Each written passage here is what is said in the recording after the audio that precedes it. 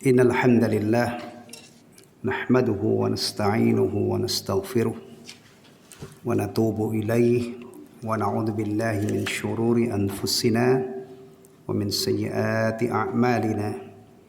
May yahdihillahu fala mudilla lahu wa may yudlil fala hadiya lahu. Asyhadu an la ilaha illallah wahdahu la syarika lah wa asyhadu anna Muhammadan 'abduhu wa rasuluh. Ya ayyuhalladzina amanu taqullaha haqqa tuqatih wa la tamutunna illa wa antum muslimun. Ya ayyuhan nasu taqu rabbakumul ladzi khalaqakum min nafsin wahidah wa khalaqa minha zawjaha wa bassa minhuma rijalan katsiran wa nisaa'a wattaqullaha alladzi tasaaluna bihi wal arham innallaha kana 'alaikum raqiba. Ya ayyuhalladzina amanu taqullaha wa qulu qawlan sadida yuslih lakum a'malakum wa yaghfir lakum dhunubakum wa man yuti'illaha wa rasulahu faqad faza fawzan 'azima. Amma ba'd fa inna asdaqal hadithi kitabullah wa khairal hadi hadi Muhammadin sallallahu alaihi wasallam wa syarrul umuri muhdatsatuha wa kullu muhdatsatin bid'ah wa kullu bid'atin dhalalah wa kullu dhalalatin finnar. Ikhwatal iman rahimani wa rahimakumullah. Alhamdulillah kita dipertemukan kembali oleh Allah tabaraka wa taala setelah sebulan kita berpisah ya. Mari kita sama-sama manfaatkan pertemuan istimewa ini untuk melanjutkan telaah kitab Al-Adabul Mufrad. Kitab yang di dalamnya dihimpun hadis-hadis Nabi sallallahu alaihi wasallam tentang adab dan akhlak oleh Imam Al-Bukhari rahimahullah, semoga Allah merahmati beliau, wa jazahullah khairan 'anil Islam wal muslimin wa nafa'anallahu bi ulumihi fid dharain amin. Pada pertemuan yang lalu kita sudah sampai hadis yang ke-30. Berarti kita akan lanjutkan hadis 31 dan seterusnya. Ya. Allah Ta'ala alam, nanti dapat berapa hadis kita tidak tahu, kita kaji aja ya sampai tiba waktu isya ya, insyaallah. Bab ke-16, babu bukail walidaini. Bab bukail walidain. Bab tangisan kedua orang tua. Kita itu kalau menyebut dua orang tua itu bapak didahulukan atau sebaiknya ibu didahulukan? Dua orang tua ya, al-walidain. Berarti tangisan bapak dan ibu atau tangisan ibu dan bapak?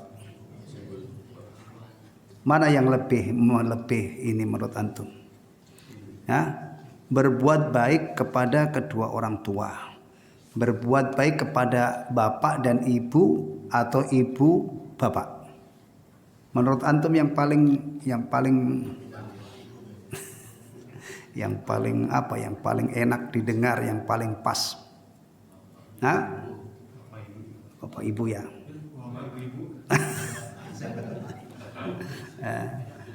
Kan dulu ada hadis di awal-awal kitab ini, kitab sudah kita kaji.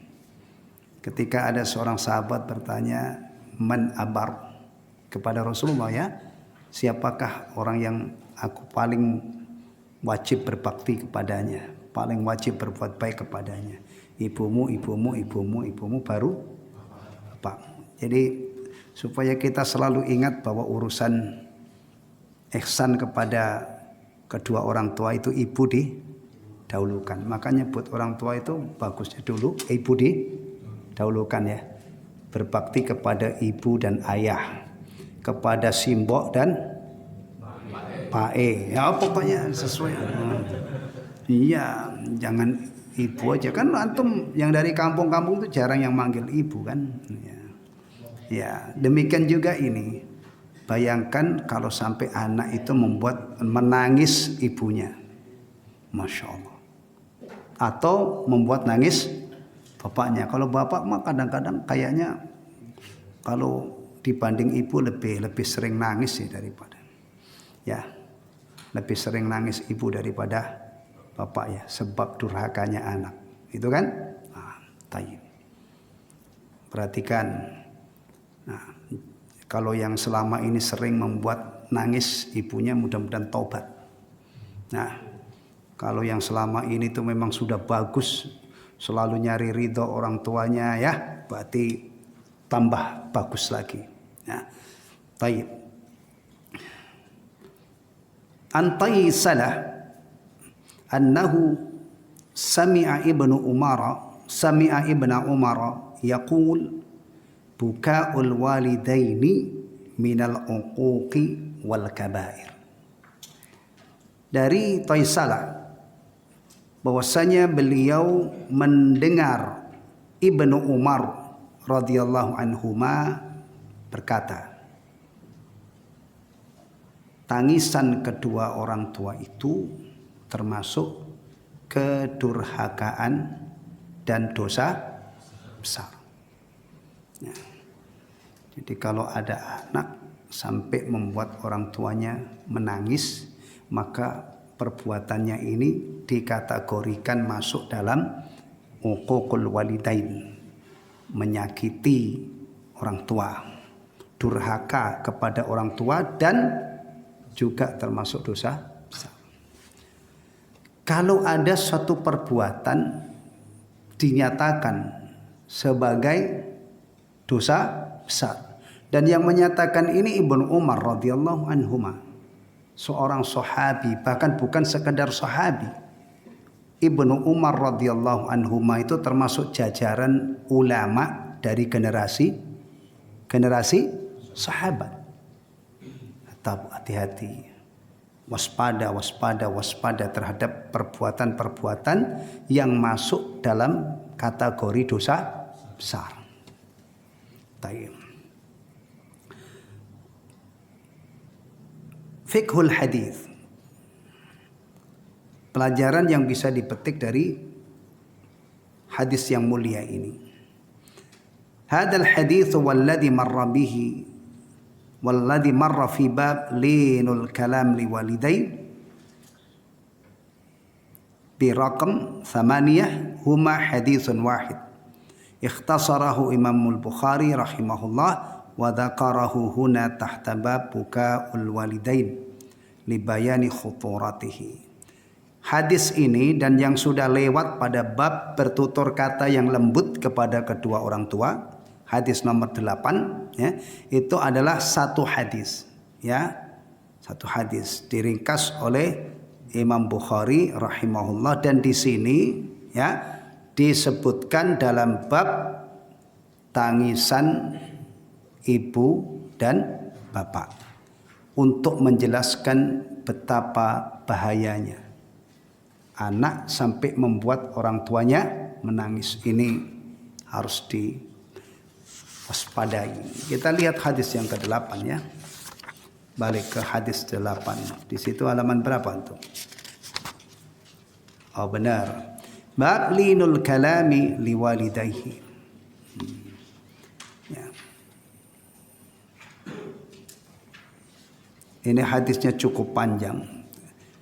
Ibnu Umar radhiyallahu an mengatakan ya, menjelaskan dosa-dosa besar itu salah satunya adalah wabukaul walidaini minal uquq. Itu ya. Menyebabkan kedua orang tua menangis itu termasuk durhaka. Nah, kalau sudah termasuk durhaka, karena durhaka kepada orang tua itu termasuk dosa besar, berarti masuk salah satu dosa besar. Baik. Untuk orang-orang yang pengen bahagia, terutama bahagia di akhirat, ya. Meninggalkan dosa besar ini harus dia usahakan sekuat tenaga. Jangan sampai ya ada orang kepengin bahagia di akhirat tapi terus menerus melakukan dosa besar. Dosa itu kalau di dunia ini kadang-kadang itu nyaris tidak menimbulkan efek. Tapi nanti kalau sudah bertemu Allah Subhanahu wa taala dan perbuatan hamba itu diberi balasan, di sana bahayanya. Benar nggak di dunia ini tuh kadang-kadang maksiat itu nyaris nggak ngefek.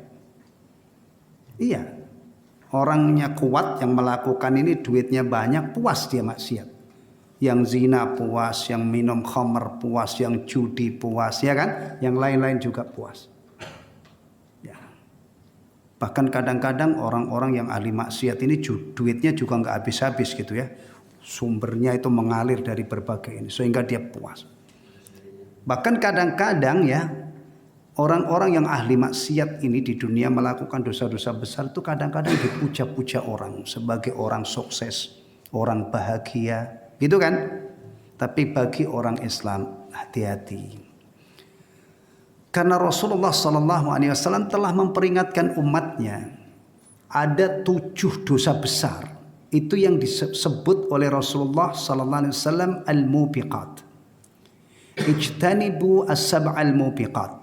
Jauhilah oleh kalian 7 dosa besar. Al-mubiqat, yang menghancurkan, yang membinasakan. Al-mubiqat itu al-muhlikat. Ini pesan Rasulullah SAW. Salah satu bukti kasih sayang Rasulullah, salah satu bukti bahwa Rasulullah itu bil mu'minina raufur rahim. Salah satu sifat Rasulullah ya, yang Allah sebutkan dalam surah At-Taubah ya, akhir surah At-Taubah. Laqad ja'akum rasulun min anfusikum azizun 'alaihi ma 'anittum harisun 'alaikum bil mu'minina raufur rahim.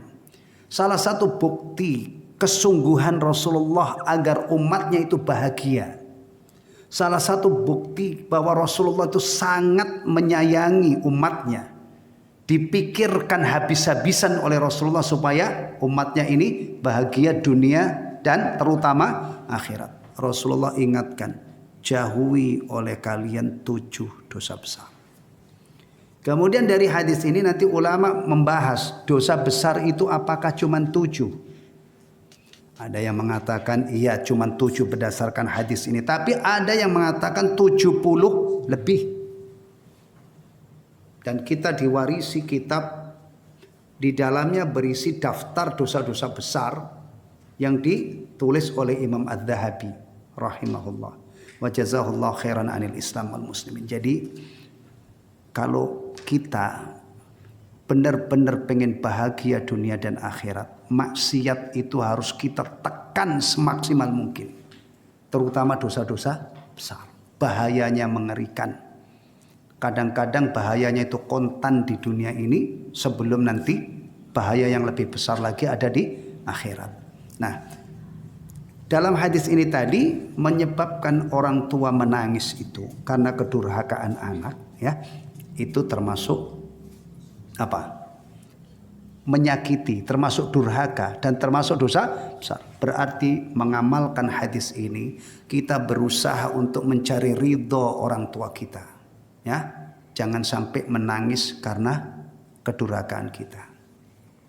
Dari zaman dulu sampai hari ini membuat ridho orang tua itu sama. Membuat kecewa, membuat orang tua menangis itu juga sama. Karena sifat hati manusia itu dari dulu sampai hari ini tidak berubah. Baik, ketika misalnya firman Allah Subhanahu wa taala ayat tentang kewajiban berbuat baik kepada orang tua itu diamalkan. Kira-kira orang tua nangis-nangis enggak? Hari ini ada orang anak itu Masya Allah dia benar-benar mempraktekkan apa yang diperintahkan oleh Allah dalam Al-Quran. Jangan berkata jangan membentak-bentak. Ucapkan kepada keduanya ucapan yang bagus. kamu merendah kepada orang tuamu, tawadhu, rendah hati, jangan sombong. Kadang-kadang ada itu anak itu sombong kepada orang tuanya. Bapak tahu apa? Gue ini sarjana, gue ini profesor. Bapak nggak tahu apa-apa, diem. Menyombongkan diri di hadapan orang tuanya, padahal dia pinter itu kadang-kadang dulu dijualin kerbau itu, sapi. Dijualin pohon-pohon bambu juga dijualin, yang penting anaknya bisa. Maka itu pesan Al-Quran, wahfid lahuma janaha dhulli minar rahmah. Rendahkan dirimu kepada keduanya karena kasih sayang. Kalau seandainya perintah-perintah ini hari ini kita pelajari, kemudian kita faham ayat ini, kemudian kita amalkan, kira-kira orang tua kita tuh nangis-nangis gak? Atau bahagia atau ridho? Ketika ajaran Allah kita junjung tinggi, kita ngomong dengan orang tua itu ngomong yang baik, sopan, ya. Kita tidak bentak-bentak, tidak nyakiti, tidak mengatakan kata para ulama, ini bentuk menyakiti yang lebih, yang paling kecil. Yang lebih dari itu tentunya lebih marah, maki-maki orang tuanya, ngomel-ngomel orang tuanya. Kalau ada anak mengamalkan ajaran-ajaran ini, kira-kira orang tua ini ridho apa enggak? Ridho lah. Karena ajaran Al-Quran itu sifatnya permanen. Diamalkan di zaman Nabi SAW, sahabat yang mengamalkan ayat-ayat ini, orang tuanya pasti ridho. Hari ini kalau ada anak seperti ini, anak langka ini. Karena hari ini tuh orang yang Quran itu langka. Anak yang begitu memuliakan orang tua yang begitu berbakti itu langka. Langka. Rata-rata anak itu sekarang karena tidak dididik agama itu. Jadi cari ridhonya, jangan sampai nangis. Dan mencari ridho Allah, ridho kedua orang tua itu telah diajarkan secara garis besar dalam agama kita. Ngomong yang baik, perhatikan keadaannya. Ya. Jangan membuat ulah yang membuat dia kecewa, membuat dia marah. Tayyib. Berikutnya, bab ke-17. Babu da'watil walidain, bab doa kedua orang tua. Ya. An Yahya huwa ibnu Abi Katsir an Abi Ja'far, dari Yahya itu namanya lah ibnu Abi Katsir, dari Abu Ja'far, annahu sami'a Abu Hurairah yaqul, bahwa dia mendengar Abu Hurairah radhiyallahu an berkata, qala an-nabiy sallallahu alaihi wasallam, Nabi sallallahu alaihi wasallam bersabda, thalathu da'awatin mustajabatun lahun, ada 3 doa yang diijabah oleh Allah Subhanahu wa taala. La syakka fihin, tidak diragukan lagi. Pertama, da'watul mazlum, doa orang-orang yang teraniaya. Wa da'watul musafiri, dan doanya musafir. Musafir itu siapa? Orang yang melakukan perjalanan jauh. Ya, musafir itu disebut musafir biasanya itu bawa tas, ada pakaiannya, ada apa lagi? Bekal ya, musafir. Kira-kira kalau antum ke Kranji sana, musafir nggak? Menurut adat di sini, antum keliling-keliling pamitan ke tetangga. Assalamualaikum, saya pamit ya mau ke Kranji gitu. Masa ke Kranji musafir? Tapi kalau mau pulang kampung misalnya kan, kamu kemudian masya Allah pamitan ke tetangga sebelah, ya kan, nitip rumah, itu akhlak yang bagus. Pak, saya mau pulang kampung nitip rumah ya, tolong dilihat-lihat. Loh, begini ini kelihatannya sepele, tapi masya Allah manfaatnya besar. Tetangga merasa dihargai. Nanti pulang dari sono bawa oleh-oleh pulangnya, masya Allah, begini ini bikin tetangga itu akur. Tapi kalau pulang nggak ngomong, balik juga nggak bawa oleh-oleh, rumahnya dibobol maling, syukur katanya. Iya, antum jangan meremehkan masalah-masalah seperti ini loh. Ya. Kadang-kadang digelontorkan duit bermiliar-miliar orang supaya rukun itu kadang-kadang gagal. Tapi dengan mengamalkan sunnah yang kecil-kecil begini ini, kadang-kadang hasilnya itu Masya Allah. Tetangga itu baik banget, akur banget. Kalau kita rukun di satu tetangga itu ya, itu termasuk faktor yang menyebabkan kita bahagia. Coba ya, kalau orang itu punya istri yang soleha cantik lagi, ya kan? Rumahnya mapan, lapang, kendaraannya bagus, lingkungannya juga baik, tetangga-tetangga rukun. Kok nggak bahagia? Udah nggak ngerti deh, orang ini sudah bahagia itu apalagi saya nggak ngerti. Seharusnya orang seperti itu sudah bersyukur kepada Allah, ibadahnya top gitu ya. Karena dikaruniai oleh Allah kehidupan yang bahkan modal cekak itu tadi kan terlalu muluk-muluk gitu ya. Orang punya istri, pokoknya istri lah, mau cantik mau enggak, yang penting baik gitu ya. Punya tempat, mau kontrakan paling kecil berapa? Ada 1x1. Nggak ada lah ya, masuk orang 1x1, tingginya aja 160. Nah, kemudian yang penting dia punya tetangga yang bagus, hari ini sehat gitu, Masya Allah, pagi-pagi ngopi sama ini, kemudian Bismillahirrahmanirrahim, ngojek lah atau pergi ke tempat kerja, pulang selamat, itu seharusnya sudah apa? Bahagia. Nah, apalagi benar. Tapi kalau yang saya sebutkan tadi itu punya tetangga bagus, Masya Allah. Ya. Musafir itu bepergian jauh, biasanya ditandai dengan pamitan, dengan membawa tas atau koper gitu kan. Nah, itu doanya musafir itu termasuk dalam jajaran doa yang diijabah oleh Allah. Ya, kemudian nih yang ketiga nih kaitannya dengan bab wa da'watul walidi ala waladihi, dan doa jeleknya orang tua terhadap anak. Da'a ala itu maksudnya doa jelek. Kapan keluar doa jelek dari orang tua ini untuk anaknya? Ketika anaknya itu bikin marah. Kalau orang tuanya tidak sabar itu disumpahin, didoain jadi apa? Jadi batu. Masya Allah, hati-hati ini. Hati-hati. Nih ya. Begini ini kalau tidak kita pelajari, nggak mungkin antum yang cerdas-cerdas itu, yang kecerdasannya kayak Einstein, yang IQ-nya kayak Profesor Dr. Habibie rahimahullah, ya, tidak mungkin antum bisa menjangkau masalah ini. Ini diketahui berdasarkan penuturan Rasulullah Sallallahu Alaihi Wasallam. Ya. Makanya orang Islam itu kalau sudah tidak belajar agamanya, ya. Dunia ini yang ada adalah yang dijangkau dengan panca inderanya. Dia tidak ngerti. Nah, kita bersyukur kepada Allah malam ini kita mengkaji hadis yang seperti ini. Punya orang tua enggak? Punya kan?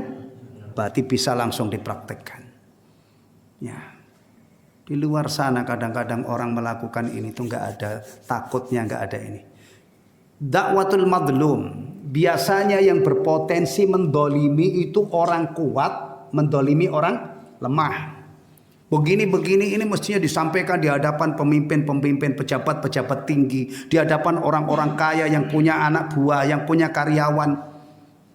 Nah kalau ini, atau di hadapan kita nggak apa-apa, ya, karena dolim itu bisa dolim terhadap diri sendiri juga, dolim terhadap tetangga, ya. Tapi mestinya kalau disebarkan secara umum itu yang paling besar manfaatnya kepada pemimpin. Anda pemimpin, hati-hati jangan berbuat zalim. Akhirnya dia berupaya adil, Masya Allah. Itu manfaatnya luar biasa. Ya. Doa orang yang teraniaya. Biasanya orang kuat menganiaya orang lemah, itu umumnya ya, umumnya. Itu kadang-kadang orang itu leluasa nginjek-injek orang, leluasa nyakitin. Dia lupa bahwa orang-orang yang teraniaya ini, kalau dia mengadu kepada Allah, berdoa yang jelek-jelek untuk orang yang didolimi, bisa saja klepek-klepek orang ini langsung dapat balasan dari Allah. Makanya hindari berbuat zalim. supaya tidak ada orang yang terdolimi mengadu kepada Allah Subhanahu wa taala. Ya. Dan ikhwatal iman, ini umum. Bahkan ulama menjelaskan hatta orang kafir sekalipun kalau dia madlum kemudian berdoa kepada Allah masuk dalam jajaran ini. Doanya diijabah. Maka hati-hati bergaul dengan sesama manusia, jangan sampai zalim. Apalagi kalau yang didolimi ini orang yang ahli ibadah. Majikan mendolimi pembantunya atau mendolimi karyawannya. Karyawannya yang didolimi ini tidak sabar. Dia wudhu, sholat 2 rakaat, dia nangis-nangis memohon kepada Allah supaya dibalas itu, bisa saja diijabah. Nah, makanya orang Islam itu tidak pernah berani meremehkan orang lain. Ya. Orang lain itu mestinya kita berdayakan menjadi mitra untuk dapat ganjaran dari Allah. Ada anak yatim, ya, urus supaya nanti dekat di surga. Jangan berbuat zalim, berani-beraninya menjual tanahnya anak yatim. Kalau di sini kan masih ada ya anak yatim punya tanah ya. Tanah di pinggir jalan Narogong itu berapa per meter? Berapa itu Pak? Pasarannya berapa? 10 juta? Enggak, pasarannya berapa per meternya? Bisa 3 kali lipat. Masya Allah. Berapa itu kalau 100 meter dijual? Anak yatim nggak ngerti. Dia makan itu duitnya. Ibaratnya itu memenuhi perutnya dengan api. Pokoknya kita itu kalau faham agama kita dan kita amalkan, kita itu menjadi orang yang ekstra hati-hati. Gak berani gibah, ngomongin aibnya, gak berani mencaci maki, gak berani menipu. Kalau antum berdagang juga gak berani ngurangin timbangan, gak berani memalsukan barang. Orang Islam itu dididik menjadi orang-orang yang baik ketika dilepas di tengah-tengah manusia. Semangatnya berbuat ihsan. Dikombinasi dengan kalau ada orang yang berbuat tidak baik, dia lapang dada, dia sabar. Makanya orang Islam itu mestinya ketika dia hidup di tengah-tengah manusia itu menjadi aset yang sangat berharga. Jangan malu-maluin ya. Apalagi terhadap orang tuanya sampai bikin kecewa, akhirnya orang tuanya berdoa, disumpahilah anaknya itu. Akhirnya terulang cerita legenda Malim Kundang. Ya, taib. Dan juga tadi doa musafir. Orang itu kalau beriman kepada Allah, di saat safar itu dekat banget dengan Allah. Dia naik pesawat itu kadang-kadang Masya Allah ini kalau ditakdirkan oleh Allah nyungsep pesawat ini, mati saya, hancur. Akhirnya dia tawakalnya kepada Allah, memohon selamat kepada Allah. Ya kan? Naik kapal juga, naik perahu, diombang-ambing ombak. Bahkan orang-orang musyrik aja itu kalau dalam kondisi seperti itu, tawakalnya, ta'alluqnya, tergantungnya kepada Allah luar biasa. Cuma nanti kalau selamat di darat, kata Allah, musyrik lagi. Ini rahasia musafir. Kenapa doanya mustajab? Tapi Rasulullah pernah menceritakan ada musafir rambutnya kusut di zaman itu ya. Musafir di zaman dulu itu kendaraannya apa? Onta. Kalau yang lebih cepat lagi apa? Kuda. Kuda itu kalau dipacu di padang pasir kan ngebul apa itu? Debu. Rambutnya kusut berdebu kan? Tapi kalau sekarang Masya Allah, antum dari sini ke Malang, Malang ya, sono, itu bisa tidak ada sebutir debu yang nempel. Kenapa? Bisnya bagus-bagus, full AC, Masya Allah. Bisa tidur lagi sleeper, ya, nggak ada lecek, nggak ada ini. Kalau di zaman dulu Rasulullah ceritakan ada musafir, rambutnya kusut berdebu, ya, acak-acakan, mengangkat tangannya, ya Rabbi, ya Rabbi. Aslinya sih mestinya doanya itu diijabah, tapi karena perutnya isinya makanan haram, minuman haram, pakaiannya juga pakaian haram, ya. Bagaimana bisa diijabah? Jadi kalau kita bicara doa diijabah itu juga ada sebab-sebabnya. Ya, makanan yang halal, minuman yang halal. Tolong ya, kalau selama ini sudah terlanjur menikmati minuman yang haram, bahkan sudah kebal dengan minuman haram standar, harus ngoplos sendiri masih nggak mati. Masya Allah, bersyukur kepada Allah, hari ini masih napas, tobat, ganti kopi kayak kopi apalah, ganti apa teh, ganti jus dengan aneka ragamnya. Dah, masa lalu tinggalkan, kosongkan perut dari minuman haram, dari makanan haram. Berdoa kepada Allah, insya Allah diijabah. Ya, ijabah. Musafir. Taib. Fiqhul hadis. Pelajaran yang bisa dipetik dari hadis yang mulia ini. Al-madlumu la turaddu da'watuhu. Orang yang teraniaya itu tidak ditolak dakwahnya, tidak ditolak doanya. Berdoa itu kepada siapa? Allah kan. Jadi kalau ditolak itu berarti yang menolak siapa? Allah. Tidak ditolak oleh Allah doanya, artinya didengar oleh Allah dan diijabah. Musliman kana wa kafiran. Ini perhatikan nih, yang menjadi korban, yang teraniaya ini baik orang muslim atau orang kafir. Makanya jangan, kadang-kadang orang yang ilmunya pas-pasan, yang ilmunya sepotong-sepotong itu, dia merasa dolimi orang kafir itu nggak apa-apa. Dia kafir, kita dolimi, kita kerjain. Astagfirullahaladzim. Belajar di mana itu? Kalau misalnya ada orang menganggap bahwa berbuat zalim kepada orang non muslim nggak apa-apa, begitu itu ilmu dari mana? Ilmu bikin dewek. Kalau dicari nggak begitu ajaran Islam itu. Berbuat madlumnya itu baik orang muslim maupun kafir, tidak ditolak oleh Allah. Nah ini hati-hati nih, kadang-kadang sekarang itu lebih menukik lagi. Biarin aja, dia bukan orang yang nyunnah. Sekarang ini ada orang belajar sunnah katanya, merasa dirinya nyunnah, kemudian buang-buangin orang saudaranya sama muslim atas nama tidak nyunnah. Ya antum kalau bermental seperti itu, berarti itu jelas tidak sunnah juga. Orang Islam itu ya macam-macam keadaannya, ada yang ilmunya banyak, ada tidak tahu ya. Jangan antum seenaknya, apalagi belajar sunnah hasilnya seperti itu. Yang antum perlakukan dengan baik hanya sesama orang yang nyunnah. Yang tidak nyunnah antum buang-buangi. Masya Allah. Justru mestinya kalau orang itu mengenal sunnah, itu orang lain yang belum nyunnah, dia dekati dengan promosi sunnah. Orang jahil belum ngerti. Antum sapa, antum baiki. Siapa tahu minggu depan dia ikut. Bang, ikut dong. Kemana? Bapak, Mbak mau kemana?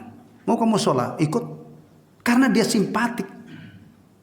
Mungkin kan? Tapi kalau ada orang nyunnah ketemu orang yang belum ini, nggak ngomong, nggak lewat juga nggak permisi ke masjid, lewatin orang itu kayak ngelewatin patung aja gitu, kayak ngelewati gapura, bukan lewatin orang. Kira-kira kalau dilewatin sekali, 2 kali, 10 kali, tapi nggak pernah nyapa, orang itu kira-kira, waduh itu orang saya simpatik sama dia, baik banget. Kalau lewat itu nggak pernah senyum, nggak pernah nyapa. Dibanding antum permisi bang, numpang lewat. Sekali 2 kali, ini ada orang sopan banget. Padahal saya ini di jalan, tapi dia sopan sama saya. Kan hukum di jalan itu Anda sopan, kami segan. Bisa jadi satu saat istiqomah ke masjid, sebulan 2 bulan, orang ini ikut. Ada di samping kita. Alhamdulillah. Dengan dengan perbuatan kita dakwah. Ya kan?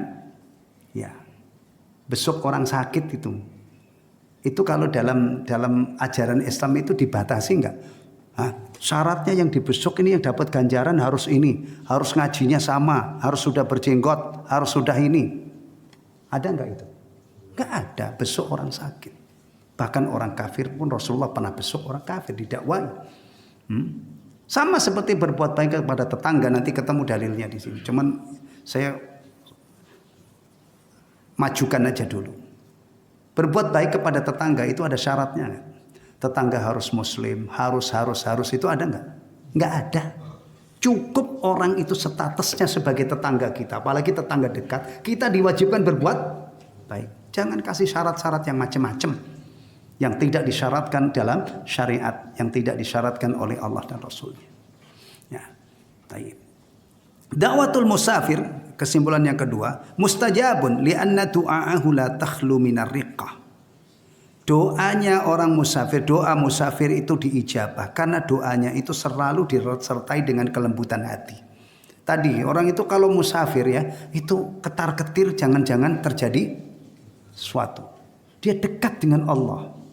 Keselamatannya dia gantungkan kepada Allah lebih daripada ketika dia di rumah. Ya kan? Karena itu kalau pulang kampung misalnya, apalagi naik bis malam. Bis malam itu ngebutnya nggak kira-kira, sampai mentok sepanjang ini keluar dari Bekasi Barat biasanya sampai Kudus. Subhanallah, itu saya kalau mikir itu, ya Allah, ini kalau Allah takdirkan misalnya, bis dengan kecepatan segini kencengnya gitu kan, kalau terjadi kecelakaan gimana? Akhirnya dalam kondisi seperti itu anak berdoa hasbunallah wa ni'mal wakil, hasbunallah wa ni'mal wakil. Ya. Termasuk saya kalau naik motor, naik motor. Di sini Cikarang mundar-mandir itu kadang-kadang, itu saya bayangin lah kalau qadarullah terjadi kecelakaan, kelindes ini, itu nyawa saya gimana? Dan itu sudah banyak yang terjadi. Makanya saya kalau naik motor itu sering-sering komat kamit, orang mungkin melihat itu bapak itu ngapain gitu ya. Iya, biarin.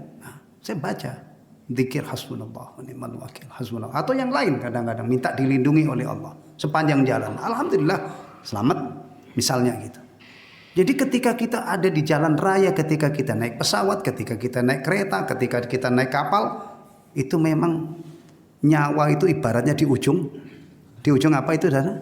Tanduk ya, kayak telur di ujung tanduk. Akhirnya kita iltija kepada Allah, mohon selamat, mohon dilindungi. Bahkan ketika kita keluar dari rumah sudah itu, bismillahirrahmanirrahim, ala Allah la haula wala quwata illa billah, subhanalladzi sakhkhara lana hadza wa ma kunna lahu muqrinin, dan seterusnya.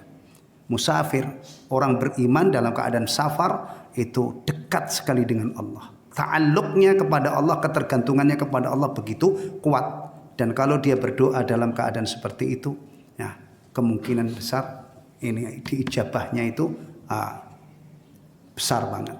Bahkan makanya disebutkan di sini. Yang ketiga, ahammu huquqil ibad haqqul walidain. Hak manusia yang paling pokok adalah hak kedua orang tua. Ya. Antum perhatikan ya, manusia ini kadang-kadang itu menanggung sekian banyak hak. Dia punya orang tua, dia punya istri, dia punya anak, dia punya tetangga. Di luar sana Masya Allah dia punya sekian banyak urusan dengan manusia. Masing-masing orang itu punya hak yang harus dipenuhi. Antum jangan salah. Dalam kehidupan orang mukmin itu tidak ada gusur-menggusur ya. Anak tadinya dilahirkan oleh orang tua. Dia punya orang tua saja kan. Berkembang umur berapa? Pantasnya nikah itu. Taruhlah 20 atau 20-an ya, dia nikah. Hadir istri kan? Hadir istri ya. Benar?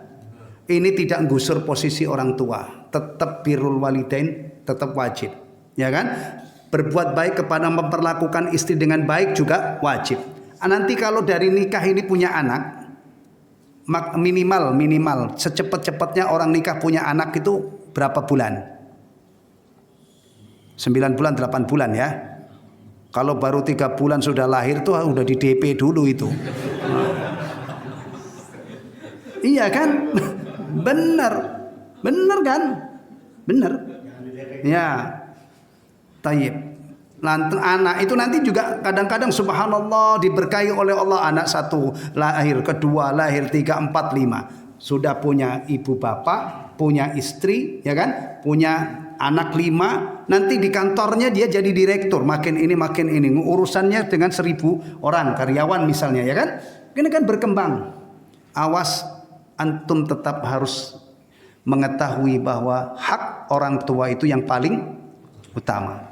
Ibu bapak haknya dipenuhi, istri haknya dipenuhi, anak istri penuhi, karyawan dipenuhi, memenuhi semua hak orang-orang yang punya hak. Ini namanya adil, i'ta'u kulli dzi haqqin haqqah. Tapi kalau orang tuanya enggak dipenuhi haknya, istrinya enggak, berarti berbuat zalim kepada kedua orang tuanya, istri dan seterusnya. Di sini kesimpulannya bahwa ahammu huquqil ibad haqqul walidain. Ya. hak manusia yang paling utama itu adalah hak ibu bapak. Wa huma yastahiqani at-tawadhu minal walad wa tawqiruhuma. Orang tua itu punya hak anaknya tawadhu rendah hati dan memuliakannya. Hak orang tua itu dimuliakan oleh anaknya. Hak orang tua itu anaknya tawadhu kepada keduanya. Nah. Wa talattuf lahuma bil qaul wal amal, dan bersikap lembut, bersikap kasih sayang kepada keduanya dengan ucapan dan perbuatan. Ingat, saking mulianya orang tua, anak dibimbing langsung oleh Allah bagaimana bicara. Jangan berkata jangan membentak-bentak, ya, katakan kepada keduanya perkataan yang baik. Antum sekarang satu sisi anak, satu sisi juga bapak, ya. Benar? Antum hati-hati. Pengen gak anak antum itu pada berbakti, sopan-sopan? Berarti dimulai dari bapaknya, dimulai dari ibunya. Ya, kalau bapaknya ibunya itu suka maki-maki anaknya, bisa saja suatu saat orang tua itu memetik hasilnya. Karena anak sering dimaki-maki, jangan salahkan kalau nanti suatu saat anaknya juga tidak sopan kepada dua orang tuanya. Mulai, jangan egois. Kalau kita pengen anak-anak kita berbakti, itu ibaratnya menanam dan menuai. Tanamkan kebaikan kepada anak, sapa anak itu dengan penuh kasih sayang, ya. Insya Allah nanti hasilnya anak itu balasannya sopan kepada orang tuanya. Ya. Taib. Hatta yad'u li auladihi du'aan hasana. Sehingga ya, kalau anak itu sudah bersikap memenuhi hak orang tua, dia tawadhu, dia memuliakan orang tuanya, dia bersikap lembut terhadap orang tuanya, nanti orang tuanya akan mendoakan anak-anaknya doaan hasana, doa yang baik, mustajaban indallah, diijabah di sisi Allah. Tapi kalau sebaliknya, anak ini membuat orang tua kecewa, akhirnya keluarlah, ya. Kan kadang-kadang orang tua itu juga relatif kesabarannya.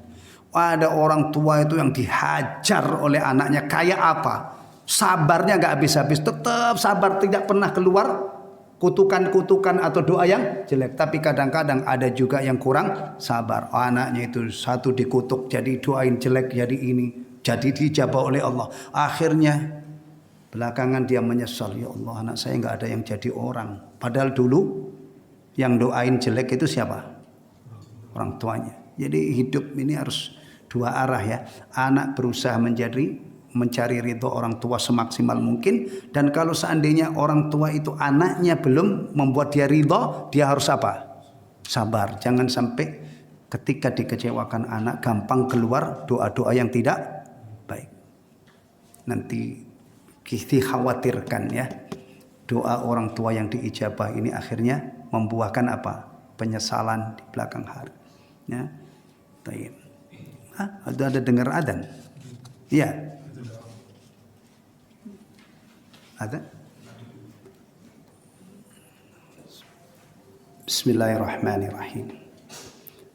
Tadi Rasulullah SAW menjelaskan ada 3 doa yang pasti diijabah oleh Allah. Doanya orang yang teraniaya, doanya musafir, dan doa jelek orang tua kepada anaknya. Kita kembangkan, ya, masalah ini, ya. Rasulullah SAW juga mengkhabarkan banyak doa yang dipanjatkan oleh makhluk-makhluk Allah yang tidak nampak oleh makhluk Allah, ya. Yang ini kalau tidak dikhabarkan oleh Rasulullah, tidak mungkin akal kita bisa menjangkau. Ada malaikat yang mendoakan, memohonkan ampun untuk orang-orang beriman. Malaikat. Jadi orang beriman itu kadang-kadang di dunia ini dimusuhi banyak orang. Bahkan Rasulullah orang yang paling sempurna imannya, ya. Gimana? Tapi Allah mengkabarkan bahwa malaikat itu ada yang mendoakan untuk orang-orang beriman, dimohonkan ampun oleh Allah. Itu hebatnya orang beriman. Apalagi sering dipasang di masjid-masjid sekarang spanduk-spanduk untuk memancing sedekah. Tiap hari itu ada 2 malaikat yang tiap hari turun ya berdoa. Doanya yang satu bagus, yang satu jelek. Yang bagus itu untuk orang yang dermawan. Ya. Allah Ta'ala alam. Tapi yang saya pahami itu tidak mesti harus di waktu subuh dia. Pokoknya orang yang menafkahkan hartanya, yang infakkan hartanya itu didoakan oleh malaikat. Doanya Allahumma a'ti munfiqan khalafa. Ya Allah, berikanlah ganti kepada orang yang menafkahkan hartanya. Itu yang berdoa malaikat. Ya. Tapi biasanya ini dipakai supaya orang pada sedekah subuh. Padahal setahu saya tidak mesti subuh ya. Kalau membagi zakat masa harus subuh. Bahkan zakatnya ada sore atau malam atau kemarin pagi-pagi didoain oleh malaikat. Ini kan. Nah, yang kedua ini doanya mengerikan. Ya. Allahumma a'ti mumsikan talafa. Ya Allah, berilah kebinasaan bagi orang yang menahan hartanya. Menahan itu yang paling pokok adalah menahan tidak mau mengeluarkan zakat. Itu didoakan. Nah, jadi kalau ada orang pelit tiba-tiba hartanya musnah karena berbagai sebab. Ya, Allah Maha Kuasa itu kalau memusnahkan harta kan gampang banget kan. Kebakaran ternyata nggak bisa dipadamkan.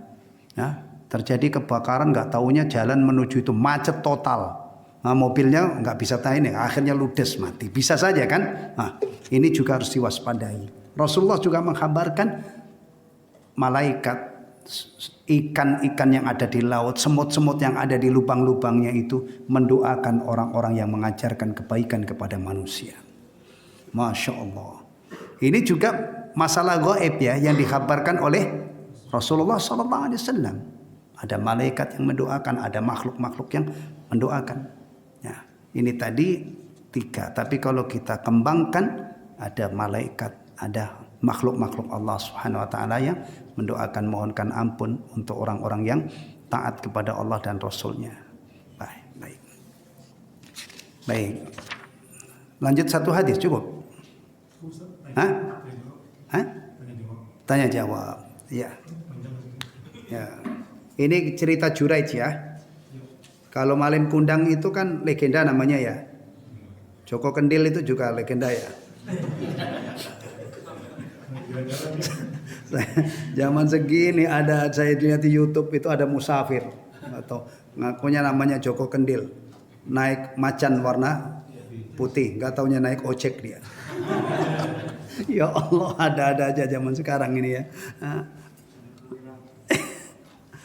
Baik. Ya, Kak, silakan kalau ada pertanyaan yang terkait dengan ini.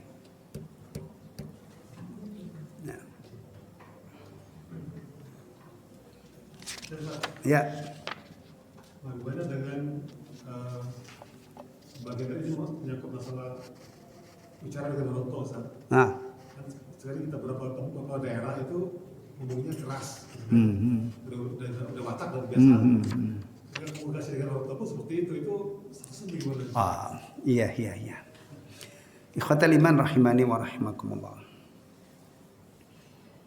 Ini mengingatkan kita tentang sahabat Nabi Thabit bin Qais. Ya. Ketika turun ayat Ya ayyuhalladzina amanu la tarfa'u sautakum fawqa sautin nabi wa la tajharu lahu bil qawli kajahri ba'dikum li ba'din al-ayah. Sahabat ini meratapi dirinya ketika dia memahami tadabbur ayat ini dan dikaitkan dengan dirinya, merasa bahwa selama ini dia kurang ajar kepada Rasulullah sallallahu alaihi wasallam. Akhirnya dia sedih luar biasa, nangis di rumah. Karena perintahnya di dalam ayat itu adalah jangan mengeraskan suaramu ya melebihi suara Nabi. Ini ya, saking mulianya Nabi sallallahu alaihi wasallam itu Allah tidak ridho kalau ada orang ngomong dengan Nabi tidak sopan. Salah satu bentuk ekspresi ngomong tidak sopan itu ngegas. Ngegas ya, ngegas. Setelah dia mentadaburi ayat ini, merasa dirinya kena dengan ayat ini. Akhirnya dia sedih banget, tidak ke masjid. Meratapi dirinya, merasa aduh, saya ini min ahli nar. Saya ini calon penghuni neraka. Karena selama ini saya kalau berbicara dengan Rasulullah, suara saya keras. Akhirnya tidak ke masjid. Dicari-cari oleh Rasulullah, mana Qais ini. Tetangganya mengatakan, saya coba cari tahu ya Rasulullah, keadaannya bagaimana. Dicari, ternyata dia nangis di rumah. Setelah tahu keadaannya, balik menemui Rasulullah. Dia ada di rumah ya Rasulullah. Nah, dia nangis. Dia merasa dirinya itu penghuni neraka. Karena selama ini kalau berbicara dengan Anda, suaranya keras. Sementara ayatnya mengatakan, ayat Al-Quran mengajarkan, wahai orang-orang yang beriman, jangan kamu tinggikan suaramu melebihi suara Nabi. Tapi apa jawab Nabi? La bal huwa fil jannah. Enggak. Dia tidak menjadi penghuni neraka, bahkan dia di surga. Nah, itu sabda Rasulullah. Kenapa? Padahal ayatnya kan menyuruh kalau bicara Rasulullah dengan suara yang rendah, lirih. Karena memang orangnya seperti itu. Nah, suaranya keras. Jadi bukan karena kurang ajar kepada Rasulullah sallallahu alaihi wasallam. Allah itu maha adil ya. Biasanya kalau orang itu posturnya tinggi, tinggi gede, suaranya juga apa? Keras. Ya kan? Kalau orangnya tinggi gede, suaranya kecil gitu gimana? Begitu kan? Makan juga begitu. Orang tinggi gede biasanya makannya lebih umumnya ya lebih banyak daripada yang kuntet kecil gitu. Tapi jangan salah loh, ada orang kuntet kecil makannya banyak, nggak gemuk-gemuk. Tapi umumnya. Nah, begitu. Jadi kalau misalnya di suatu daerah itu memang kebiasaan orang di situ tuh kalau ngomong itu tidak tidak lirih, tapi itu sudah biasa dan tidak ada orang yang tersinggung dengan Jepang itu. Maaf ya, antum yang dari Sumatera ya, itu kan kalau bicara memang begitu kan gayanya kan. Bahkan orang-orang itu mengakui memang beginilah. Jadi kalau memang di suatu daerah yang ngomong dalam arti ngomong suaranya tinggi, tapi omongannya itu baik. Cuma nadanya itu tinggi, ya kan? Dan itu menjadi kebiasaan, tidak ada satupun orang yang tersinggung dengan, termasuk seorang ibu misalnya, juga tidak tersinggung dengan anaknya, karena memang itu sudah kebiasaan suatu kaum, maka tidak masuk dalam. Tapi kalau memang kalimatnya itu jelek, berisi caci maki, meskipun diucapkan lembut banget, nyaci maki orang dengan nama binatang, kamu, misalnya, lembut banget, di samping dengan teriak-teriak, sama nggak ininya? Mana? Jadi kalimatnya baik, cuman memang kebiasaannya itu ngomongnya, itu tidak termasuk ini, masuk ini. Tapi kalau memang umumnya kita ini kan ngomong biasa ya, volumenya itu kan datar gitu ya. Nah, jangan ngomong dengan ibu ngegas. Nah itu nanti sudah keluar daripada pertanyaan tadi ya. Kamu di negara kita ini ada suku bangsa yang memang kalau ngomong itu ya volumenya itu agak kenceng gitu ya. Bahkan orangnya pun mengakui itu, bukan kita yang menilai. Nah, nggak apa-apa, asal kalimat-kalimatnya itu adalah kalimat yang baik dan itu bukan bentuk kedurhakaan atau bukan bentuk ketidaksopanan. Ya, wallahu taala alam bissawab. Lagi ada? Ya. Terima kasih. Tentang kehidupan bertetangga, Ustaz. Dalam bertetangga tersebut, masing-masing sudah menunaikan kewajibannya secara Islam, sodako, zakat.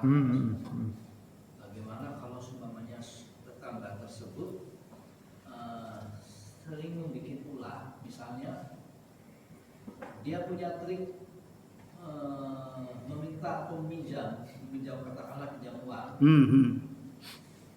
tapi yang kita bisa mengambil kesimpulan bahwa dia nggak mungkin akan bayar. Pinjamnya sedikit, ya pinjamnya sedikit. Nah, dan memang dia lupa juga kadang pinjamnya sedikit supaya diikhlaskan. Gitu. Itu satu. Ya, bagus ini.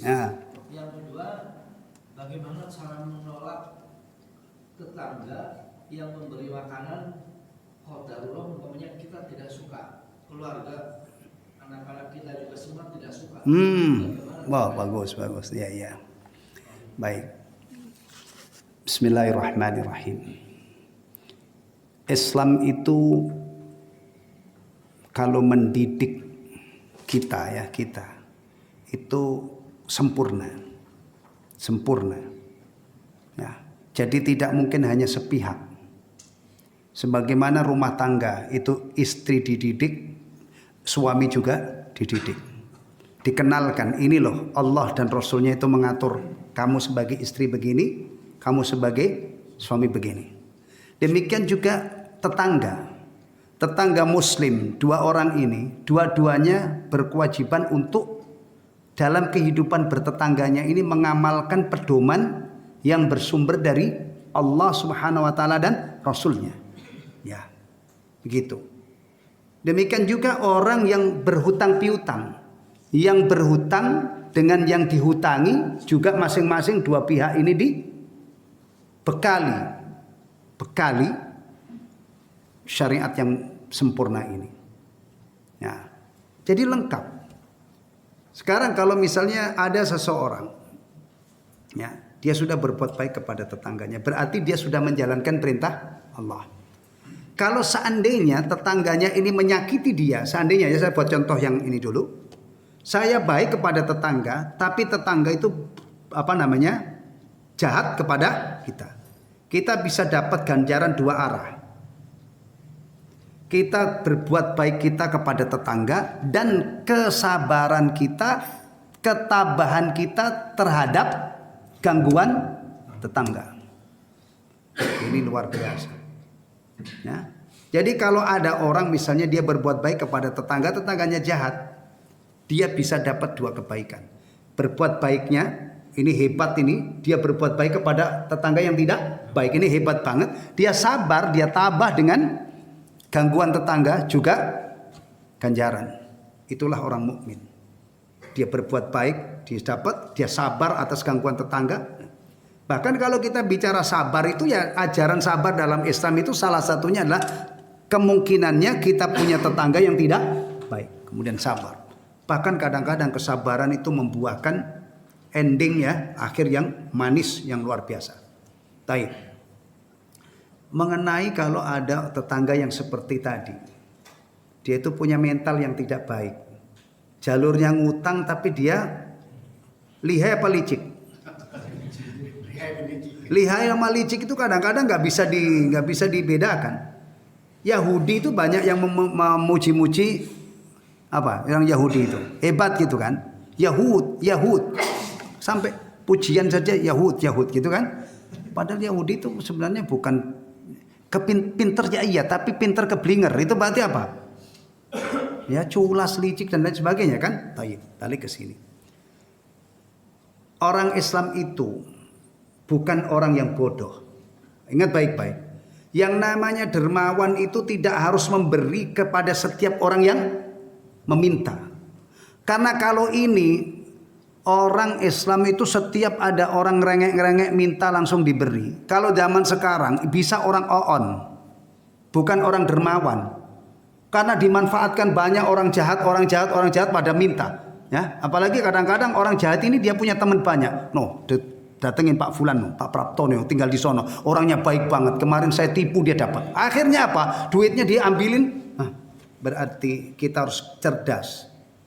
Orang yang dermawan itu tidak mesti harus memberi kepada orang yang minta. Kadang-kadang dia tegas mengatakan, enggak, saya enggak mau beri kamu. Itu orang dermawan. Demikian juga orang yang mungkin punya kelapangan rizki di tempatnya ya. Kalau ada orang sekali, dua kali, berkali-kali utang nggak beres, dia berhak untuk mengambil sikap, maaf saya tidak ngutangin kamu. Iya, Bahkan ini boleh kalau ada orang dikenal di lingkungannya itu nggak ngutang apa namanya, nggak bayar, boleh antum beritakan kepada orang lain. Ini termasuk ghibah yang dibolehkan. Karena Islam itu datang melindungi harta. Harta itu perpindahan harta dari orang ke orang itu harus dengan cara yang diridhoi oleh Allah. Nah, orang licik ini bahkan secara umum orang berhutang dengan niat tidak bayar dari awal. Itu sudah termasuk perbuatan apa? Dosa. Iya, orang ngutang tapi dari awal saya mau ngutang sama dia, tapi saya tidak bayar. Orangnya itu cemen, dia nggak berani orang. Nanti saya gertak juga gemeter. Iya, utang 5 juta. Apa namanya? Misalnya gitu ya. Ketika ditagih galakan dia. Orangnya tipe nggak berani orang. Udahlah, diikhlasin. Nah, hati-hati, jangan sampai kita memanfaatkan utang itu dengan niat yang buruk itu. Mengutang nggak bayar. Demikian juga pihak yang utangi jangan menjadikan jalur utang untuk nyari untung, nyari faedah, jangan. Tapi kalau tanpa syarat boleh nggak? Saya misalnya utang 10 juta, sama saya berterima kasih saya bayar 12 juta. Tanpa syarat di depan, boleh nggak? Wow, itu akhlak bagus. Rasulullah SAW dulu itu utang anak onta kecil dengan seorang badui, ya. Kemudian ditagih dengan cara yang kasar. Badui ini mau dihajar oleh para sahabat. Rasulullah melarang, jangan. Orang yang punya hak berhak ngomong kasar. Cariin ontanya yang setara dengan dia. Dicari-cari sahabat tidak ada onta yang setara dengan yang dipinjam oleh Rasulullah Sallallahu Alaihi Wasallam. Akhirnya dapat onta yang umurnya lebih tua, lebih gede, dibayarkan. Berarti Rasulullah waktu bayar lebih dari onta yang beliau pinjam. Maka kalau ada orang misalnya berterima kasih kepada seseorang dipinjemin 10 juta, kemudian ucapan terima kasihnya dia ini dibalikkan 12 juta. Boleh. Itu termasuk akhlakul karimah dari pihak yang membayar. Tapi biasanya kalau sama-sama baik juga apa? Nggak mau kalah dia. Udah bayar ini saja 10 juta aja. Sisanya untuk jajan anak misalnya. Yang punya uang juga tidak mau apa? Akhirnya berebut apa? Berebut untuk berbuat baik. Masya Allah. Tapi nggak tahu ada nggak orang yang seperti ini. Ya, jadi kalau tadi Pak ya, kalau Bapak memang mengenal orang itu seperti itu, jangan dimanjakan setiap utang enggak taunya sudah 15 kali, 10 kali enggak. Berarti Bapak tidak cerdas. Kalau sudah ada tanda-tanda begitu, cut. Bayar kemarin utangnya gimana? Kok pinjam lagi? Nah, misalnya gitu, ingetin. Dan tolong ya, kita sebagai orang Islam itu masalah utang itu harus kita anggap sebagai masalah besar. Orang yang mati syahid itu seluruh dosanya diampuni oleh Allah kecuali utang. Gak bisa gugur. Karena dia mati syahid harus diurus juga, ya. Maka orang Islam itu harus dididik bahwa utang itu adalah urusan dunia dan akhirat. Ayat yang paling panjang di dalam Al-Quran itu ayat tentang utang. Dah. Menyikapi tetangga yang baik hati, berbagi sesuatu, ya ini sunnah, ya. Ternyata tidak doyan. Makanan yang diberikan itu kita tidak doyan. Wah, itu mah banyak cara itu. Ya, misalnya saya dikasih duren orang, dia panen. Keluarga saya nggak ada yang doyan duren. Istri saya mabuk. Saya yang tadinya doyan duren itu karena apa namanya, istri nggak doyan. Sekarang nggak pernah makan duren saya. Demi istri, maksudnya gitu. Kan hidup itu kadang-kadang antum harus ngalah. Antum nggak, istri antum mabuk bau duren, antum hobi duren. Antum makan duren bawa pulang. Istri antum bisa minggat itu, nggak betah. Nah, iya kan? Menyikapi hal ini, menolak pemberian jangan.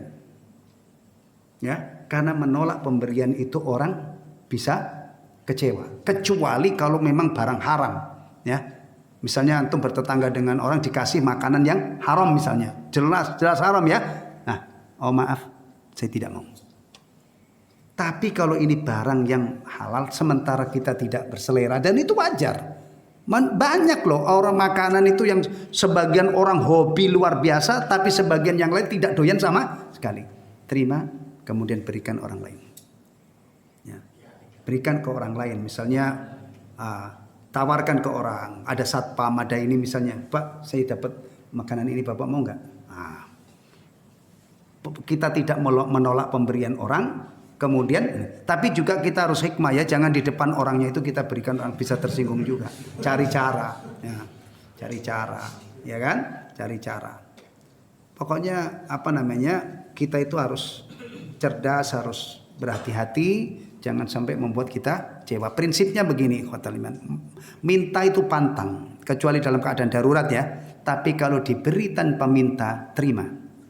Persoalan nanti antum itu untuk diri antum sendiri atau untuk orang lain gak masalah. Tapi terima pemberian orang itu. Maka Ibnu Umar juga punya prinsip ini. Beliau tidak pernah minta, tapi kalau ada yang ngasih diterima. Persoalan nanti itu akan untuk dirinya sendiri atau untuk orang lain gak apa-apa. Aisyah Ummul Mukminin radhiyallahu anha pernah mendapatkan duit itu banyak banget dari Muawiyah radhiyallahu anhu. 120.000 dirham. Terus dibawain nampan itu, apa pembantunya suruh nama, dibagi-bagi sama tetangga. Pemberiannya diterima, tapi tidak untuk dikonsumsi dia, diberikan kepada tetangga-tangganya. Sore hari beliau mau buka, tanya kepada pembantunya yang pagi-pagi disuruh bagi duit itu, ada makanan enggak? Enggak ada bu, gitu ya kalau orang sini. Nah tadi pagi duit sebanyak itu, ya habis saya bagi, kan ibu tidak ngomong untuk disisakan beli buka. Nah, Aisyah radhiyallahu anha itu pernah menerima pemberian uang. Setelah diterima beliau bagi-bagi. Jadi itu intinya. Kita itu minta jangan, tapi kalau ada orang memberi hadiah atau berbagi dengan kita, terima. Persoalan nanti apakah untuk kita atau orang lain itu enggak masalah. Ya enggak masalah. Ya. Kalau namanya kita bicara langsung sama yang bersangkutan. Bagus. Kalau kita bisa komunikasi misalnya apa namanya menjelaskan bahwa kita tidak berkenan dengan makanan itu, silakan berikan yang lain, apa-apa. Tapi komunikasinya.